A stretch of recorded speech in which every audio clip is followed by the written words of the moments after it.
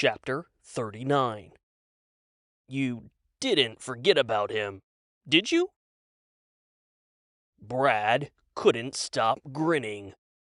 He had put the exoskeleton through its paces, but it had always been in carefully controlled environments while he executed stringent tests. This was the first time he was able to see how the suit performed in the real world. It didn't disappoint. The exoskeleton was initially designed to enhance the physical strength of the wearer. Eventually, as the technology improved, thrusters had been added, a primary jetpack on the rear shield, complemented by navigational jets at the end of each appendage.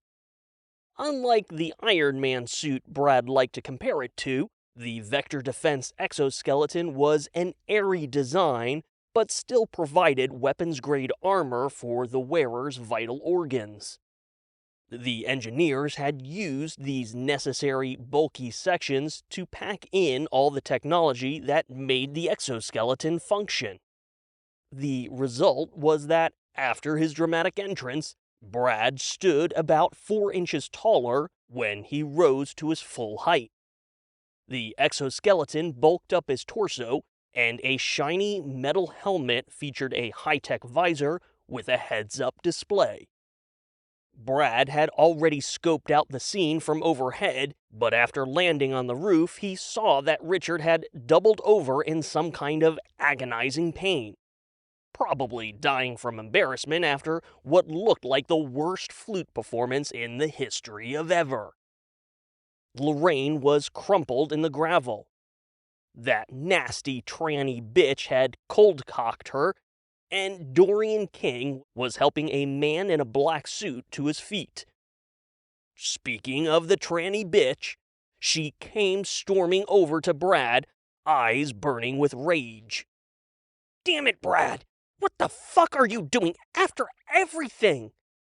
Brad's arm shot out, the exoskeleton supercharging his every movement right down to the wired metal fingertips. He snatched Justine by the throat, his elbow locking in place and fingers tightening. She choked, grabbing at his arm and swinging her fists uselessly against the exoskeleton. "Oh, I am so going to enjoy this," Brad laughed. Chuck sprang forward, launching himself at Brad. "Let her go, Brad!" With his free arm, Brad gave Chuck a backhanded swipe. The force of the exoskeleton sent him flipping backward and skidding across gravel. "Do yourself a favor, Chuckles," Brad sneered. "Keep your fat ass down." Brad started walking to the roof ledge, dragging Justine by the neck. "You beatboxing motherfucker! More like a fucking weak box!" Something was fucking up Brad's step, and when he tried to lift his metal boot to check the sole, he didn't have enough range of motion to properly inspect. All he saw was the edge of a flesh-colored something.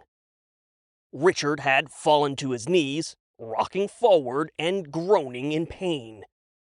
Lorraine was coming back around, pushing herself up and sitting on the edge of one of the concrete planters. "Bradley!" Lorraine shouted, wiping blood from her chin.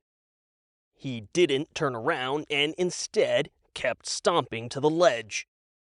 "Calm your tits, princess."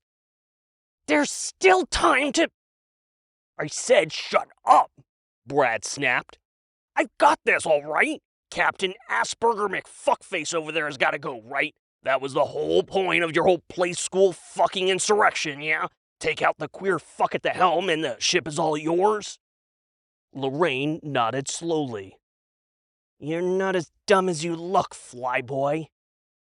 Brad laughed, lifting his boot to the ledge as he hauled Justine over it.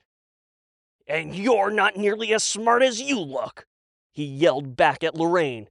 "I'll clean this shit up, but I want assurances."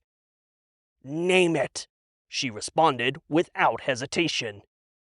"I'm your number 2. Brad said. "None of this manager or director R&D bullshit. I want your job, with the office, with the salary. I want everything you have." Done. Lorraine didn't even have to think about it. At the moment, it was her only option. "As long as no one here lives to tell the tale, it's all yours." Brad scanned the rooftop. Richard was pulling himself to his feet, fists balled up as he glared at Brad. Chuck was doing likewise, but the mail clerk was the least of Brad's concerns. Dorian King, the man of the fucking hour, had the man in black's arm over his shoulder, shuffling for the stairwell. The mysterious man in black was the only actual wild card, but nothing the exoskeleton couldn't handle. Brad dropped his head in a single nod. "Easy peasy, pussy grabbed and squeezied." Brad scraped the sole of his boot against the ledge to remove the offending substance. He smirked at Justine. "Hope you had a good summer, sweet tits. Have a nice fall." Richard started running. "Brad, no!" Brad let her go. Richard screamed. Justine plummeted. With the toe of his boot, Brad flicked the foreign matter that had been stuck to his sole over the edge with all the other trash. He turned to face the oncoming Richard, raising his fists in preparation to reduce the flute fucker's face to a bloody pulp. But Richard ran right by him, launching himself over the ledge of the roof and diving after Justine. With his fists still in the air, Brad pivoted first to the ledge and then back to Lorraine. The exoskeleton motors and servers humming in the sudden silence. "What a fucking idiot!" Looking at Lorraine, Brad pointed at Dorian. She nodded and gestured. "Be my guest." Brad took a step forward, pressing a series of buttons on the exoskeleton gauntlet. "Hey, boss!" Brad shouted at Dorian. "You remember those shoulder-mounted missiles you thought were such a shitty idea?" Dorian King and the man in black turned to see a matching pair of missile turrets swing up from Brad's shoulder blades.